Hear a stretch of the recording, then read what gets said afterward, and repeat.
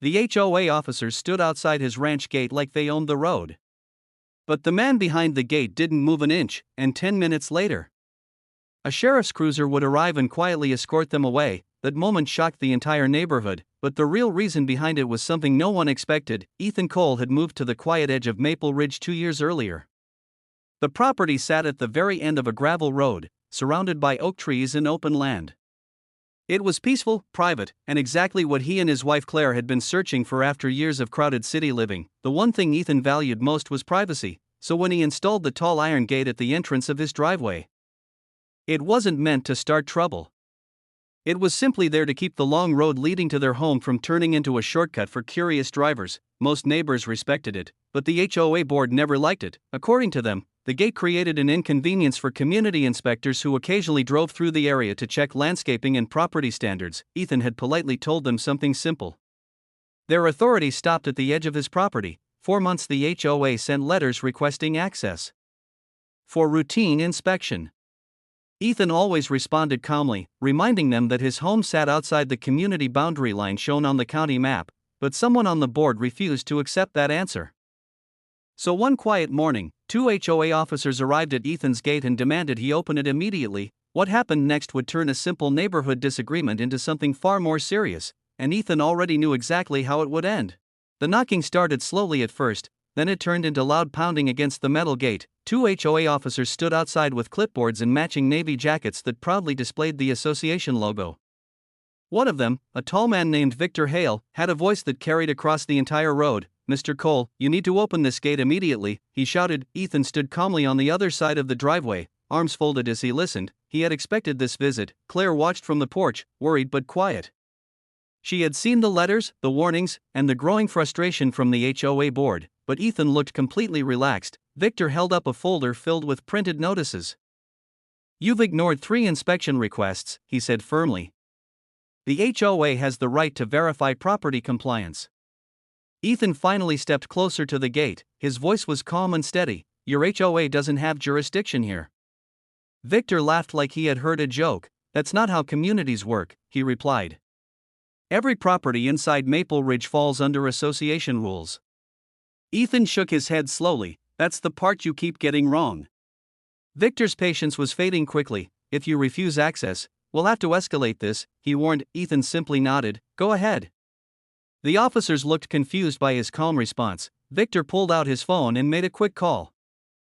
Within moments, he turned back toward the gate with a confident smile. "You'll regret this decision," he said. But Ethan didn't argue. Instead, he glanced at his watch, because he knew something Victor didn't, and in just a few minutes, a sheriff's cruiser would turn onto that gravel road. Victor Hale felt certain he had already won. Standing outside the gate, he paced back and forth while his partner filled out paperwork on a clipboard. Claire watched nervously from the porch as the situation grew more tense. "Ethan," she called softly, "maybe we should just open it." But Ethan shook his head. He wasn't being stubborn, he was waiting. Victor suddenly pointed toward the driveway. "This refusal will be documented," he said loudly. "The HOA board will issue a violation fine if you continue blocking access." Ethan leaned casually against the gatepost. "You're welcome to try," he replied. Victor scoffed. "You're acting like you know something we don't." Ethan smiled slightly. "I do." The sound of tires rolling over gravel echoed down the road. Victor turned toward the noise, expecting another neighbor arriving to watch the scene. Instead, a county sheriff's vehicle slowly approached the gate. Dust rose behind the cruiser as it stopped beside the HOA officers. Victor's confident expression returned immediately. "Good," he muttered. "Now this gets handled properly." The sheriff stepped out of the vehicle and adjusted his hat while observing the situation quietly. Victor wasted no time explaining. "Officer, this homeowner is refusing HOA access to his property. We need you to instruct him to open the gate." The sheriff listened without interrupting.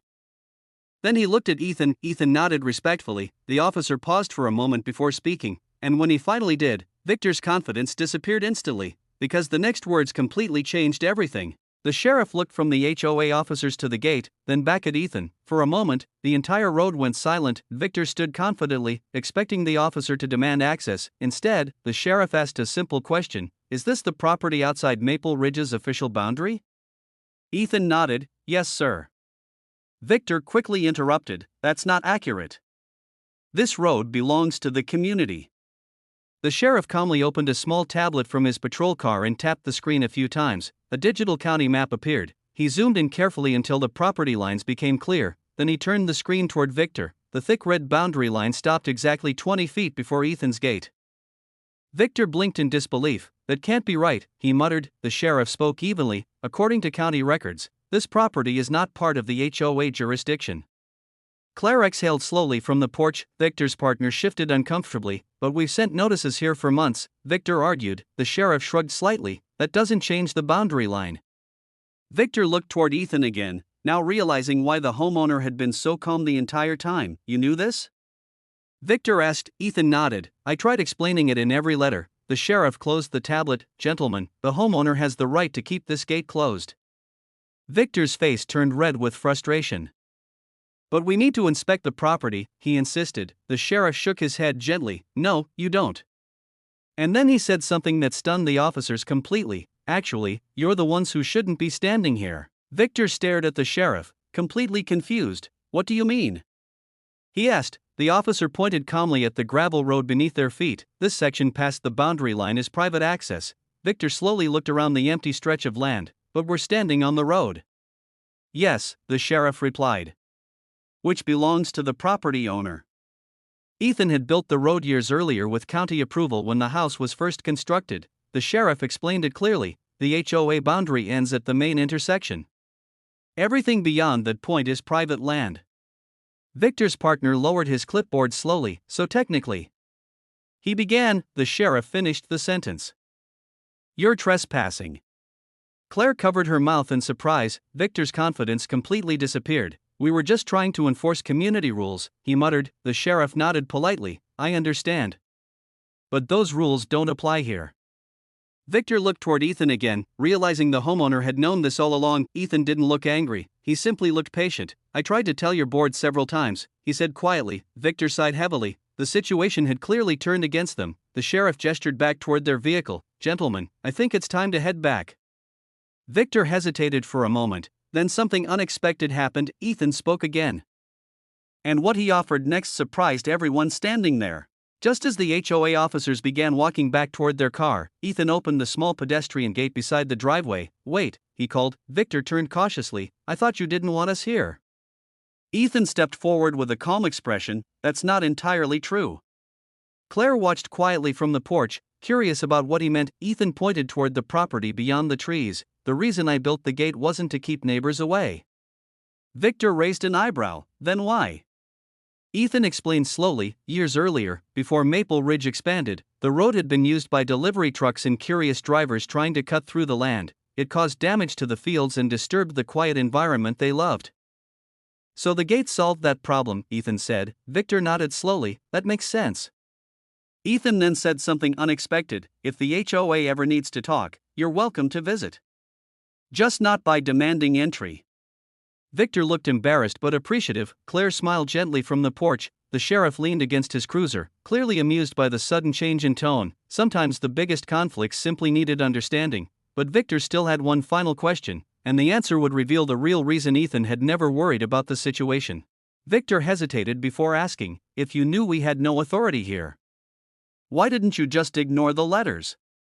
Ethan smiled slightly. "Because ignoring problems never fixes them." The quiet road felt peaceful again as the tension finally disappeared. Ethan explained that he had answered every notice carefully, attaching the same county boundary map each time. He believed the HOA board would eventually realize the mistake, but someone on the board kept insisting the property belonged to the community, so Ethan waited patiently. He knew the truth would eventually show itself, and today, it had. The sheriff closed his cruiser door and nodded respectfully toward Ethan. "You handled that situation better than most people would." Victor shook Ethan's hand before leaving. "I think our board owes you an apology." Claire walked down the driveway and stood beside her husband as the vehicle slowly disappeared down the gravel road. The gate remained exactly where it had always been, not as a barrier, but as a reminder that sometimes standing calmly for the truth is the strongest response. And in the end, Ethan never had to raise his voice. The law, the map, and patience had already done that for him. And that was the final twist in this unbelievable HOA story. If you love the drama, don't forget to like, subscribe, and drop a comment sharing your thoughts. It really helps this channel grow.